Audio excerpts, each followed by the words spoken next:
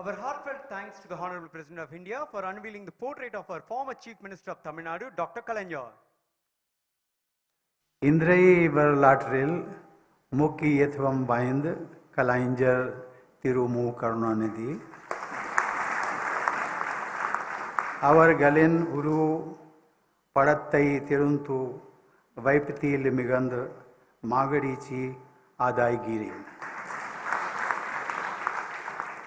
உண்மையில் இது ஒரு முக்கியத்துவம் வாய்ந்த நாள். Ladies and gentlemen, it is indeed a momentous day. We are commemorating the centenary of the Madras Legislative Council as it was known then. August is an especially auspicious month in our national calendar as it marks the anniversary of our Independence Day too. In these years, the nation has made great progress on several fronts, and it was made possible by the joint work of people and the leaders of the country. The history of the Madras Legislative Council, as you know, dates back to 1861. An advisory body set up back then bloomed into a law-making assembly in 1921. Under colonial rule, there were, of course, many limitations and challenges on the functioning of such a body. Also, there were numerous separate constituencies based on caste, community, and other parameters. Still, even if partial, it was a move towards a responsible government. Democracy, in its modern form, was returning to the land where it was practiced centuries ago. It was a new beginning heralded by the people of the Madras Presidency, which included Tamil Nadu as well as parts of Kerala, Karnataka, Andhra Pradesh, Telangana, Odisha, and Lakshadweep. Dreams and aspirations of the people of these regions, shaped by the freedom movement, found an expression in the new Legislative Council. In the Justice Party, which won popular mandates in the initial phase, people had a platform to turn their dreams into reality. Ladies and gentlemen, the Legislative Council enacted many forward-looking legislations and also underwent many changes in its early decades. That spirit of democracy remains the guiding light of the state legislature.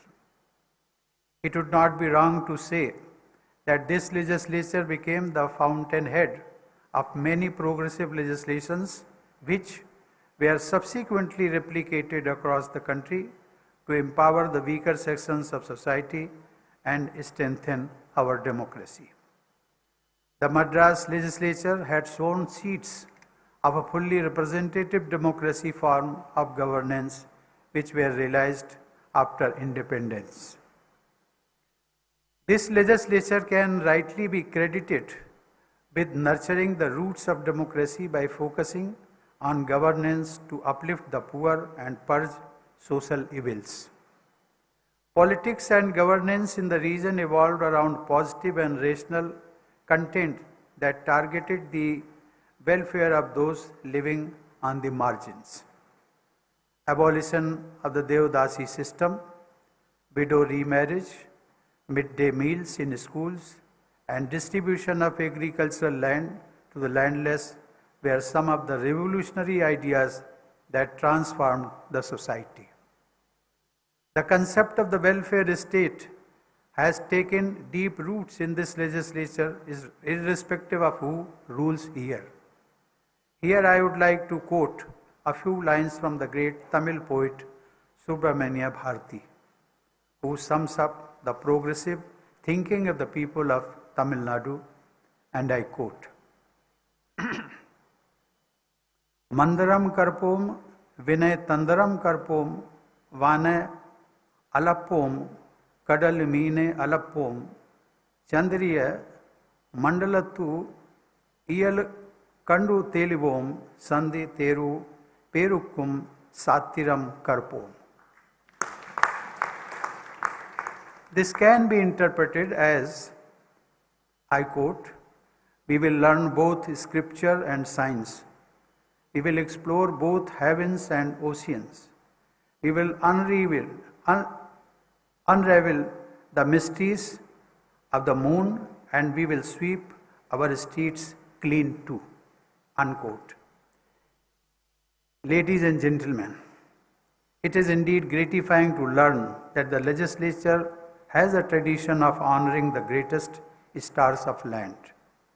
The assembly already has the portraits of some of our greatest heroes: Tiruvallur, Mahatma Gandhi, C. Rajagopalachari, C. N. Annadurai, K. Kamraj, E. V.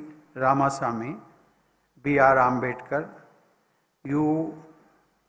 Muthuram Lingam Thevar, Muhammad Ismail Sahib, M. G. Ramchandran, J.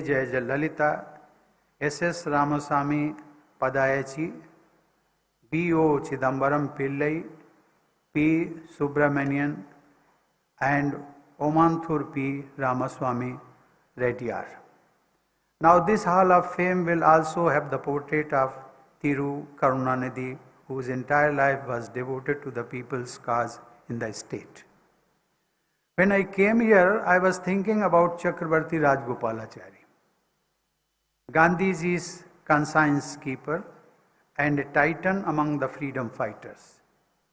He was the first Indian occupant of the Rashtrapati Bhavan, and his presence graced this august house too. He was the first premier or chief minister of Madras state too. His successors too were exemplary political leaders. Among all Rajaji's successors, however, it is Thiru Karunanidhi who ruled the longest and thus has left a defining stamp on Tamil Nadu. Kalaignar started his political career right in his early teenage years, when India was still fighting for freedom, and he left us only recently. When, as a young boy, fired by ideas, he had started working for the downtrodden, India was in the shackles, exploited under foreign rule for long years, stricken by poverty and illiteracy.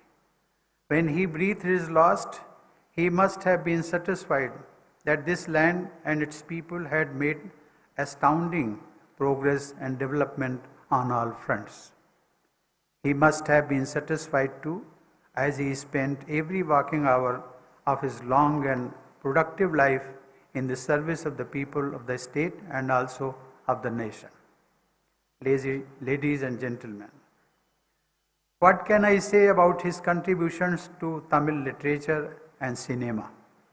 What I know is that there are very few political leaders who are so passionate about language. For him, his mother tongue was the object of worship. Tamil, of course, is one of the greatest and the oldest languages of humankind. The whole world takes pride in its rich heritage, but it was Karunanidhi who ensured that it was granted official recognition as a classical language. Kalaignar was a leader in a class of his own. He was among the last links we had with the stalwarts of our national movement. Ladies and gentlemen, it is to those stalwarts that my thoughts go as the nation celebrates the 75th anniversary of independence. Our national movement spans from 1857 or even before to 1947. During these decades, there were radicals and revolutionaries. There were pacifists and constitutionalists. They had different methods and they had different visions. But they were united in their reverence for the motherland. Each, in his or her own way, strove to Sarv Bharat Mata. Like different tributes coming together in a river, they all came together for the cause of national independence. They found a confluence in Gandhiji. Mahatma Gandhi not only personified all that was best in our culture and tradition, but he also improved upon the ideas of several Western thinkers. Alongside him was a legion of patriots, liars, scholars, social reformers, religious and spiritual leaders, and others. Each of them was matchless. Think of Dr. B.R. Ambedkar, such a towering genius and such a visionary. But for each name written in history books, there were countless others whose names were never recorded. They sacrificed comforts, even careers, and sometimes their lives so that we could live in a free nation. Those few decades, I believe, produced some of the greatest generations ever seen on the face of earth. To them, this country will ever remain in debt. To them, the only tribute we can pay is to be continuously inspired by their lives and their ideals.